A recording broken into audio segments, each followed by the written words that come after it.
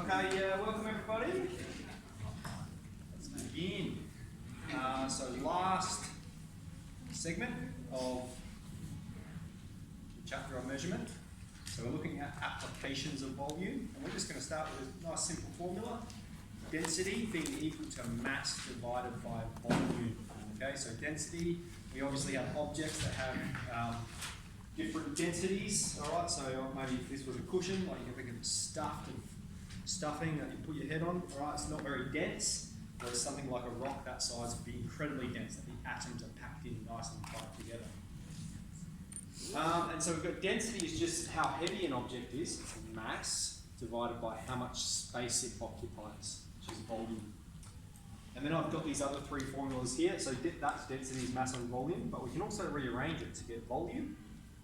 Okay, volume being mass divided by density, and mass being the product of volume and density.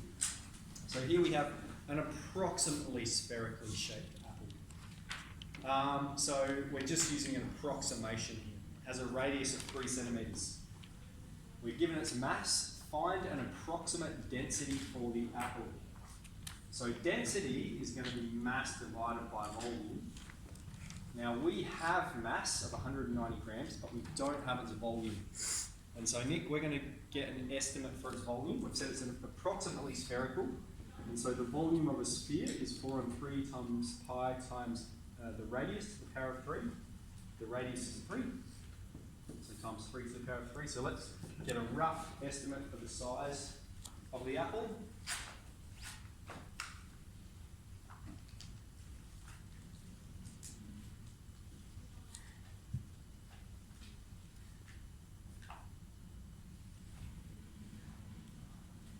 We've got 113 centimetres cubed.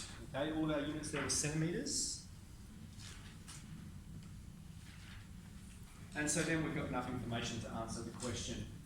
So we've got a mass of 190 grams divided by 113 centimetres cubed. 1.68. Okay? And to answer our density, it's going to be unit of weight per unit of volume. Okay? Our unit of weight here is in grams, and our unit of volume is centimetres cubed. Alright? And I want you to think about it like this in terms of units. We've got 190 grams at the top divided by centimetres cubed at the bottom. Alright? That means grams per centimetre cubed. Okay, so that's how we've derived the unit there. Any questions about that? Okay, let's jump to the next one.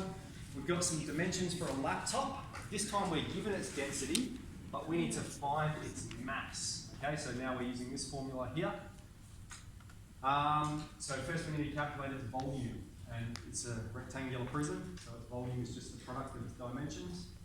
24 times 10 times 1, so we'll get 240 centimetres cubed for its volume, and therefore its mass is its volume times its density, and so that's going to be 240 times the 8.3. Okay, so I've got 1992. Alright, grams. Alright, and then even there I'll show you how I derived that unit. Let's see, we've got volume, which is centimetres cubed, and we're multiplying that by grams divided by centimetres cubed. Okay? So then what's happening? The centimetres cubed is cancelling. We're not talking about volume, we're talking about weight. Okay? How much mass it has is the difference between weight and mass. So that is mass, 1,992 grams. Alright, so three significant figures. 1,990. Okay, and then we've got find the volume of a water bottle with a density of 1 gram per centimetre cubed and a mass of 600 grams. So volume is mass divided by density. So the volume is going to be 600 divided by 1, 600 cubic centimetres. Pardon? Yeah, that was a hard one. And again, let's talk about the units here. So we've got the mass, so we've got grams, and we're dividing it by grams per centimetre. So let's think, I might not go into that, it might be a bit complex with the fraction operations.